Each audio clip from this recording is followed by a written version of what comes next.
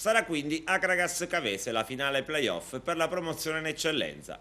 Questo il responso delle gare di semifinali di ieri pomeriggio.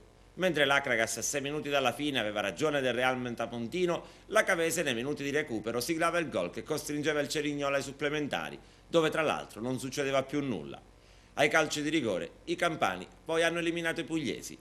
Sarà adesso il sorteggio a stabilire chi tra Akragas e Cavese giocherà la gara d'andata, in programma il 13 giugno in casa. Il ritorno invece è previsto per domenica 17. L'Akragas quindi vince e avanza. È stato un pomeriggio di autentica sofferenza, sia per gli oltre 100 irriducibili tifosi biancazzurri che hanno raggiunto Policoro, sia per i tanti appassionati e tifosi che hanno seguito il match tra il sito della società e la radio. Un'autentica sofferenza perché l'Akragas per superare il turno doveva vincere. La formazione di Montalbano ha stretto d'assedio l'area dei Lucani fin da subito, ma come nel match d'andata non è riuscita a perforare l'attenta difesa giallo-blu. A dire il vero, una rete i biancazzurri l'avevano messa a segno con Marasco, ma è stato tutto inutile perché uno dei collaboratori del direttore di gara ha visto un fuorigioco, apparso poi dubbio.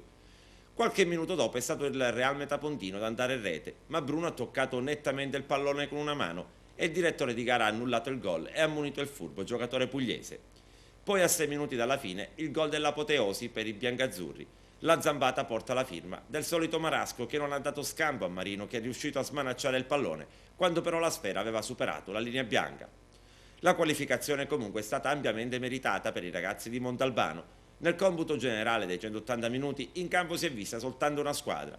I pugliesi in 2 gare hanno tirato in porta appena 2 volte. Perfino la rete che hanno segnato all'Esteneto è stato in realtà un autogol di Russo, ieri uno dei migliori in campo. Il calcio non è per nulla una scienza esatta, ma questa volta ha premiato la squadra che ha giocato meglio, che ci ha creduto fino alla fine e che può contare su una difesa che somiglia sempre più a un bunker inattaccabile.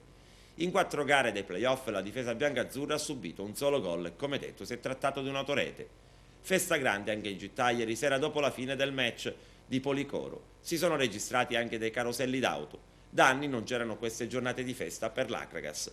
Qualcuno ha anche voluto ringraziare San Calò. Per molti tifosi c'è lo zampino del Santo Nero dietro quel tocco di Marasco, sempre più nel cuore della curva sud. Quando mancavano pochi minuti alla fine del match di ieri, sembrava ormai tutto compromesso per i biancazzurri e nelle varie chat cittadine non pochi pregavano il santo più amato degli agrigentini affinché ci mettesse un po' del suo.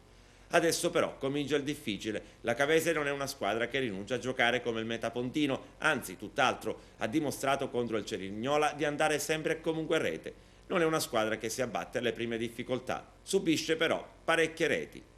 Sulle ali dell'entusiasmo, questo Akragas però non ha paura di nessuno. Con una difesa così forte e con un centravanti come Marasco, sognare la D si può.